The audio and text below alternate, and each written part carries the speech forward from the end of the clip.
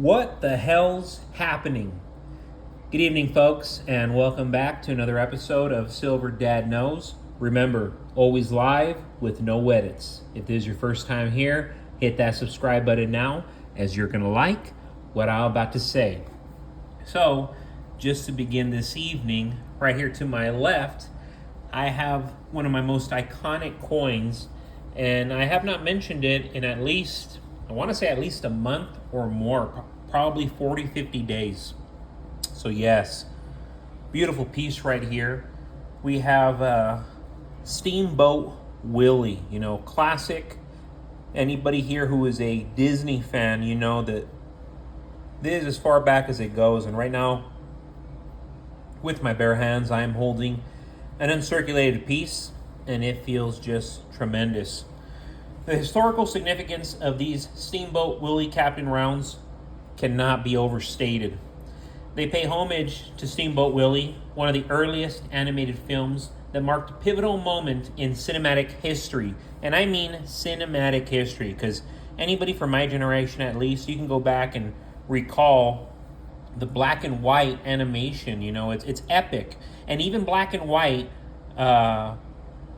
almost a century ago, it is so entertaining, so comical, so funny. Any child would love it. So yes, right here we're looking at it, and yes, this piece captures the essence of an era where creativity and innovation began to shape the future of entertainment. It serves as a tribute to the early animators' creativity, making it more than just a collectible, because this is truly a piece of history. Right here we see the verse, and it showcases a detailed depiction of the beloved character Mickey Mouse. The reverse side, you go right here, features a meticulously crafted image of Steamboat, of the steamboat. You go to Disneyland, you see that steamboat, Mark Twain, very relevant, mirroring the iconic vessel from the short film. Currently, I am seeing these as low as $34 to $35 with free shipping, and that is just excellent pricing, especially for such a classic piece right here, just historical. That's art right there, guys. Aside from an investment, that is art right there. What you have to understand, I should say, to understand the silver market, you must understand solar. Silver has so many fantastic uses as an industrial metal. The growth in demand for silver has doubled the last 4 years alone. 140 million ounces of silver went to solar in 2023. Experts are anticipating over 160 million ounces of silver will be used in solar by the end of 2024.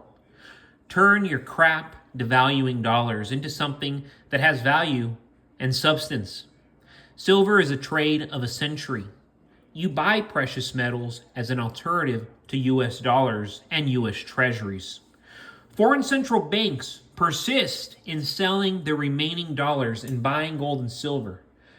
They're forgetting about the interest they could have otherwise earned on treasuries to own non-interest bearing assets like gold and silver. Let that sink in. It's evident we lose purchasing power if we stay in dollars and in treasuries. In a strong labor market, you can make it with one job. In a weak labor market, you need 2 or 3 jobs, and that's what's happening in real time to so many Americans. These are our relatives. These are our friends.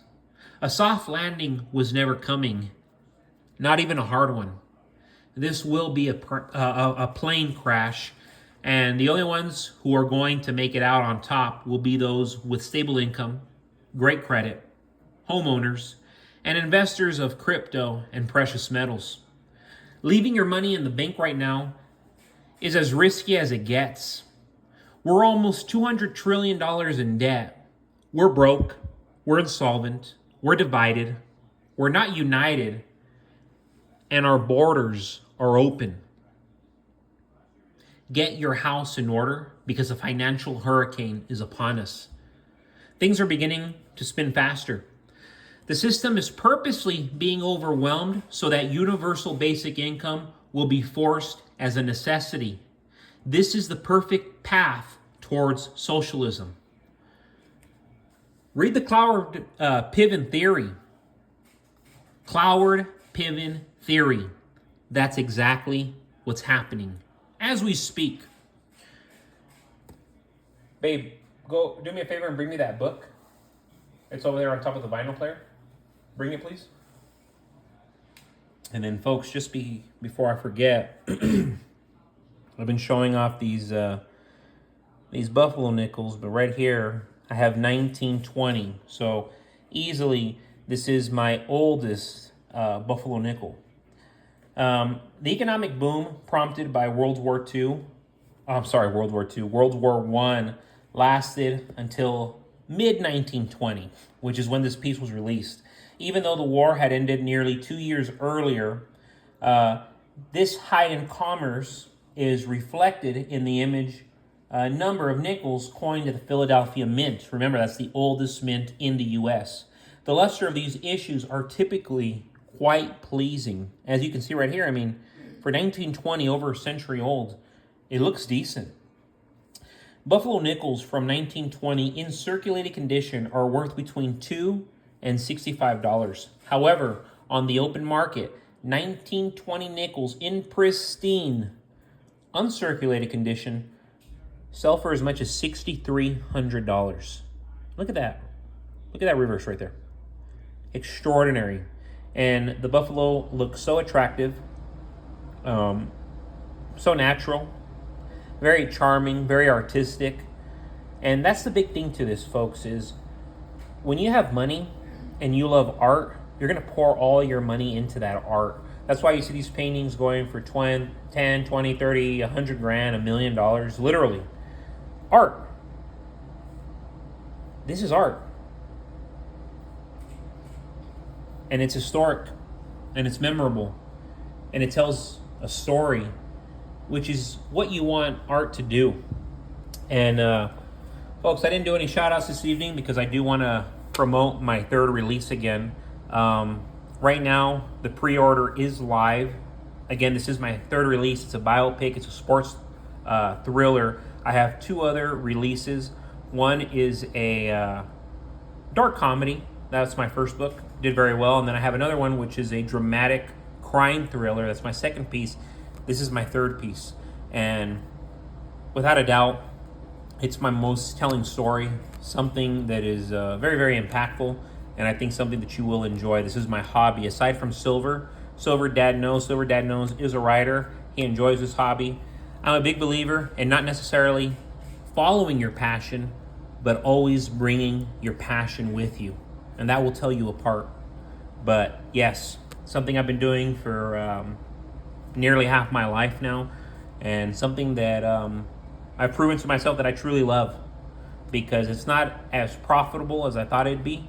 But it's something that I enjoy, and that's what's most important. But yes, folks, back to the silver. Again, I was showing the Steamboat Willie. Matter of fact, I took it out of this casing right here. I'm going to put it back in because generally I do not like to show my silver rounds like that. I'm waiting for some plastic tubings to come in, which I already ordered. And that's what I'm going to put it in. That way I can display it, more pleasingly.